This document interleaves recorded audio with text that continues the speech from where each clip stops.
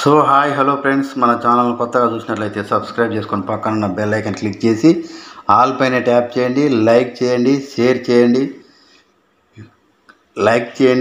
చేయండి, కామెంట్ చేయండి. వీడియో మొత్తం కంటిన్యూగా చూడండి. తెలంగాణలో కొత్త రేషన్ కార్డులపై ప్రభుత్వం కీలక ప్రకటన.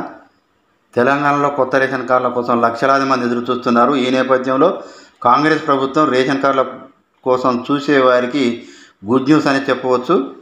త్వరలోనే కొత్త రేషన్ కార్డులు ఇవ్వనున్నట్లు మంత్రి పొంగులేటి శ్రీనివాసరెడ్డి వెల్లడించారు. సొంత నియోజకవర్గం పాలేరులో ప్రజల వద్దకే మంత్రి పొంగులేటి కార్యక్రమం నిర్వహించారు.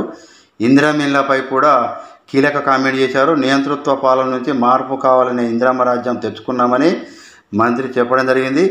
రాష్ట్రంలో ఇల్లు లేని ప్రతి ఒక్కరు కూడా ఇందిరమ్మ ఇల్లు ఇస్తామని కూడా హామీ ఇచ్చారు మంత్రి. ఇందిరమ్మ ఇళ్లతో పాటు త్వరలోనే అర్హులు అందరూ కూడా కొత్త పెంచిన పెన్షన్లు, కొత్త రేషన్ కార్డులు ఇస్తామని కూడా భరోసా ఇస్తున్నారు మంత్రి. తెలంగాణ గ్రామాల్లో ఉన్నటువంటి స్కూల్స్, రోడ్లు, కమ్యూనిటీ హాల్ నిర్మాణం త్వరలోనే పూర్తి చేస్తామని కూడా హామీ ఇచ్చారు. పాలేరు నియోజకవర్గం తన సొంత ఇల్లు అని పార్లమెంట్ ఎన్నికల కోడ్ అయిపోగానే నియోజకవర్గం అభివృద్ధి కోసం పనులు అనేవి మొదలు పెడతామని కూడా పేర్కొనడం జరిగింది. ప్రజలు అడిగిన సమస్యలే కాకుండా అడిగిన సమస్యలు కూడా పరిష్కరిస్తామని హామీ ఇచ్చారు.